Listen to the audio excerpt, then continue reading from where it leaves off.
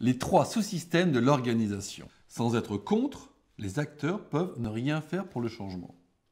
Cela se nomme l'inertie, ou encore les forces inhibitrices des systèmes sociaux.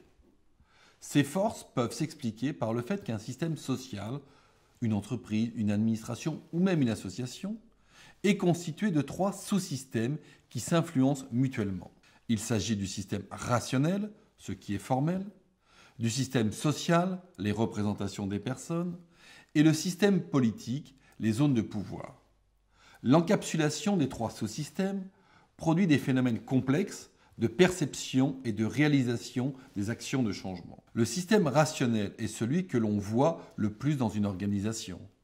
Il est matérialisé par des organigrammes, des processus, des procédures, des contrats, des indicateurs et plus généralement des outils de gestion, de mesure et de contrôle. Le système social.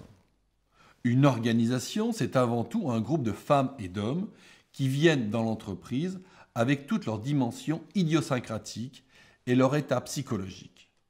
Une personne, dans une organisation, vient avec ses affects et ses névroses. La personne vient avec toute sa complexité psychologique qu'il est important de comprendre. Le système social ne se limite pas à la dimension psychologique, mais aussi sociologique. Le système politique.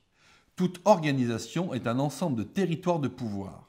Les acteurs sont tous pris dans des jeux de pouvoir en tant que détenteurs d'un pouvoir et de son expression dans les interactions sociales. Ils sont également plongés dans des interactions sociales multiples qui les contraignent à observer les règles pour continuer à être intégrés dans ces groupes. Ces trois dimensions de l'organisation ne sont pas séparées, mais encapsulées dans le phénomène de dynamique organisationnelle, c'est-à-dire dans le fonctionnement ordinaire des organisations. Ces trois dimensions sont différenciées pour être des grilles de lecture complémentaires et systémiques. Un piège classique est de ne penser l'organisation que sous l'angle rationnel, comme peuvent le laisser penser certains outils de gestion. Les parties prenantes ne sont pas contre le changement lui-même, mais elles peuvent entraver et ralentir le changement par un manque de participation et d'engagement. Les parties prenantes développent des stratégies d'évitement en alternant les postures à propos du changement sans vraiment s'engager pour sa réalisation.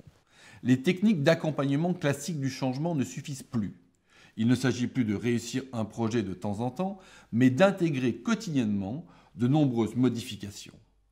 Pour cela, il convient de développer la capacité à changer des individus et des organisations en traitant de la notion de territoire politique. Des techniques comme la sociodynamique, pour comprendre les fonctionnements, et le lobbying pour influencer les parties prenantes, sont de plus en plus mobilisés pour créer des dynamiques de transformation.